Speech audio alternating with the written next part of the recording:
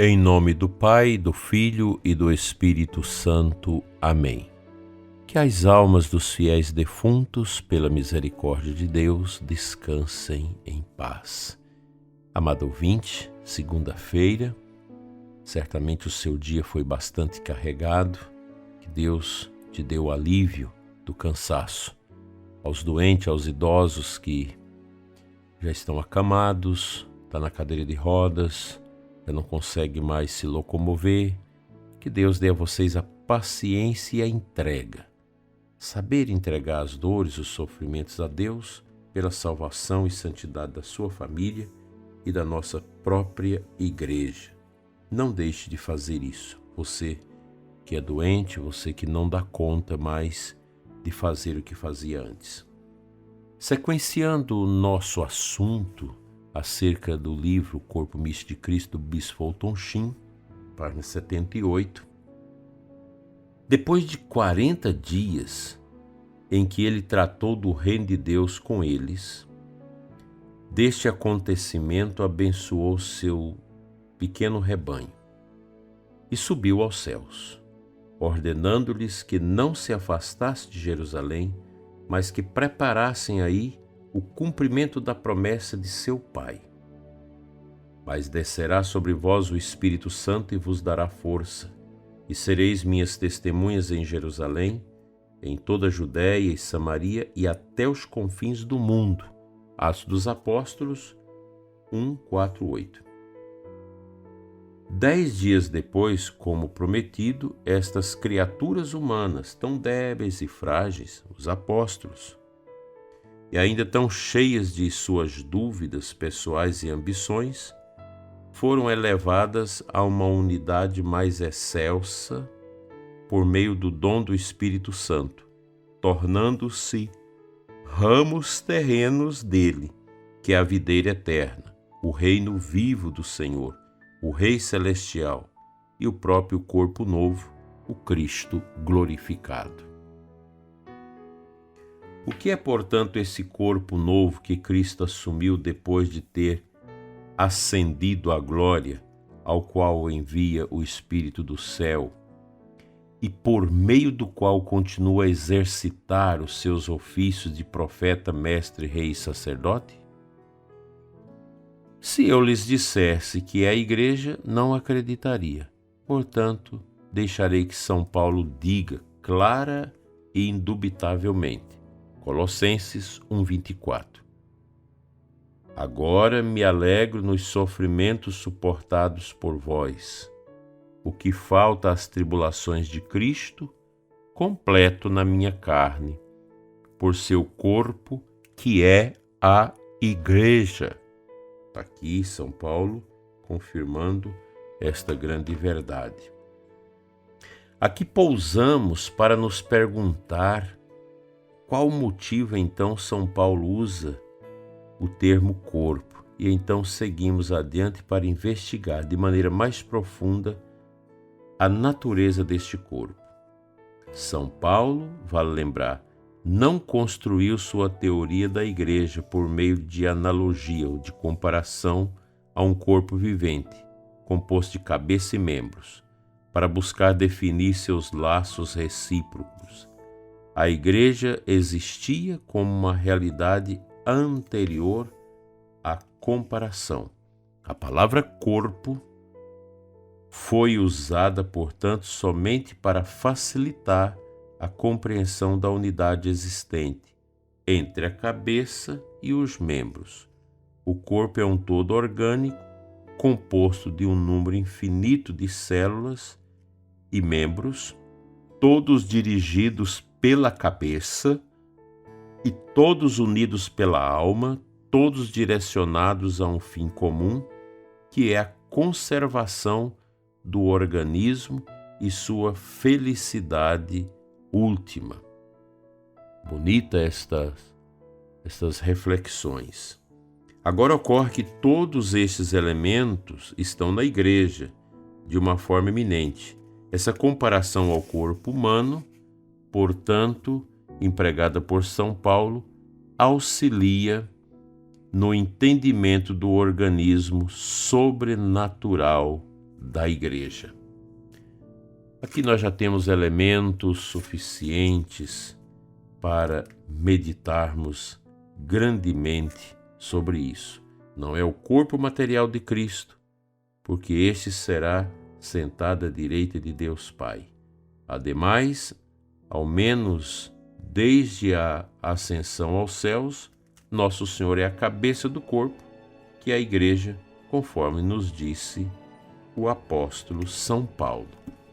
Portanto, esse grande capítulo, esse primeiro capítulo do livro, ele vai todo nessa linha de fazer a gente compreender a igreja como o corpo místico de Cristo, um corpo vivo, um corpo atuante através dos membros batizados.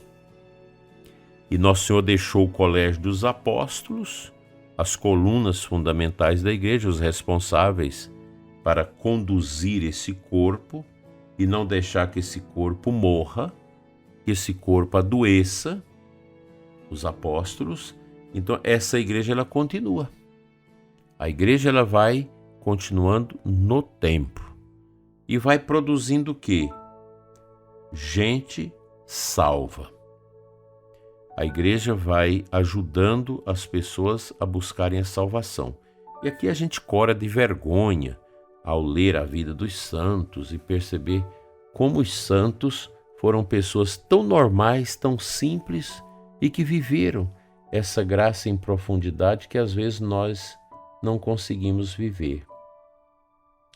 Portanto, esse corpo de Cristo, que é a Santa Igreja, é uma realidade que eu creio que nós não vamos terminar a nossa vida sem compreender, com a capacidade melhor de compreender a largueza, a profundidade e a extensão desta compreensão.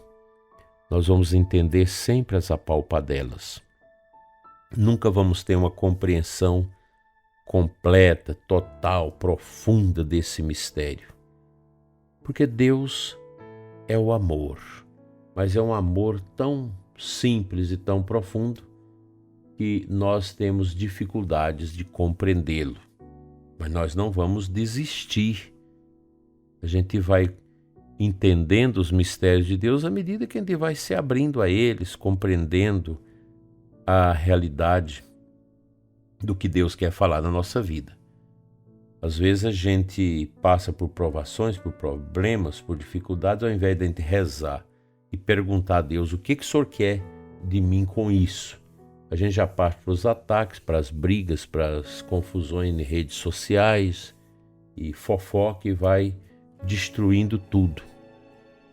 Temos que ter muito cuidado com essas mídias, com tanta exposição que a gente faz nas mídias. Precisamos saber discernir o que eu vou colocar nos meus perfis, nas minhas redes sociais.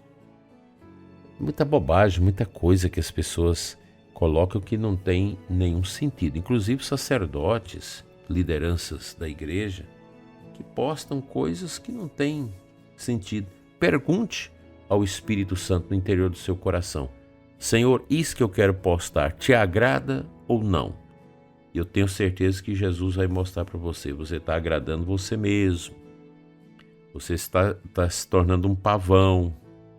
Você está achando que é mais bonito que todo mundo. O pavão não esconde a feiura dos seus pés, nem da sua parte traseira e também do seu canto. É muito bonito quando se abre e sacode as penas, mas toda aquela beleza esconde algo feio e esquisito. Nós não existimos neste mundo para a vaidade, mas para a virtude, para a simplicidade, para a entrega, a pobreza em Cristo. Vaidade ofusca a compreensão nossa da igreja. Tem gente que vai à igreja para se exibir, para ter vaidade, mas não pode. Nem o padre, nem o pessoal da música, os ministros, ninguém, o seminarista, o diácono. Na igreja, nós queremos que o esplendor de Cristo se manifeste. A gente às vezes tem aquela roupa boa de ir para a igreja no domingo, que os antigos chamavam de roupa de ver Deus. Mas não é para você se aparecer, é para você se resguardar numa roupa digna para ir à igreja celebrar a adoração ao mistério que não passa. Nós precisamos aprender muita coisa. O povo de Deus, nós, igreja, precisamos aprender muita coisa. Nós ainda estamos nanicos na fé, estamos pobres no conhecimento, nós ainda temos muita arrogância, qualquer coisa a gente sai brigando dentro de casa, falando alto, pisando duro, porque a carne ainda domina sobre a nossa vontade. Que Deus nos ajude a sermos livres, e se Jesus nos libertar, nós seremos verdadeiramente livres.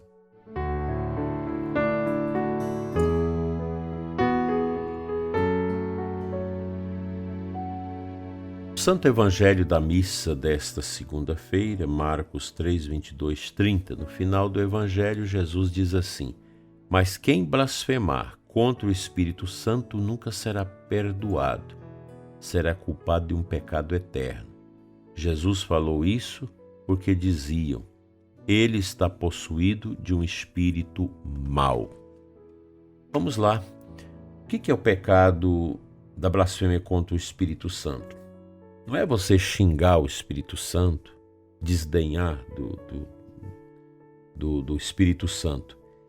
A blasfêmia contra o Espírito é você falar, atribuir as coisas de Deus ao demônio,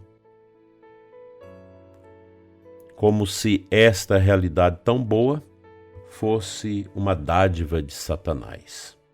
E o final do evangelho que a gente leu está aí. Eles falavam que Jesus fazia aqueles milagres por obra de Beelzebu, atribuindo aquilo que Deus faz ao demônio. Veja que coisa estranha isso, né? Às vezes nós temos esta tentação de pensar que certas coisas é o diabo que faz. Não, isso não pode. Nós temos que entender que as coisas de Deus é de Deus e que o demônio não possui na sua onticidade, no seu mistério, nada de bom. Satanás é o orgulho na sua forma mais expressiva que nós conhecemos. Daí que nele nós não temos como aurir dele nada que pudesse ser útil para nós. O diabo é o mal. Ele é, no seu ser, essa maldade, essa miséria que crava no coração das pessoas a destruição.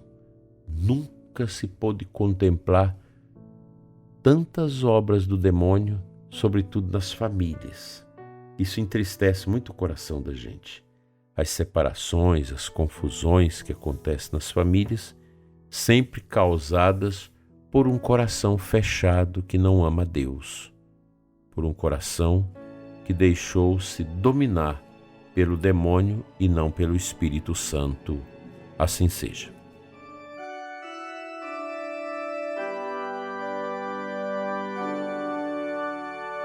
Senhor nosso Deus e Pai, livra-nos de blasfemar contra o Espírito Santo. Não deixe, Senhor, que o nosso coração se esvazie com a vaidade, com a prepotência, com a soberba. Não nos deixe invejar a ninguém, Senhor. Nós queremos ser livres, totalmente livres, para te amar e amar o próximo como a nós mesmos. Abençoa, Senhor, todos nós que estamos rezando nesta manhã em unidade, e que o mal não tenha poder sobre as nossas vidas, assim seja.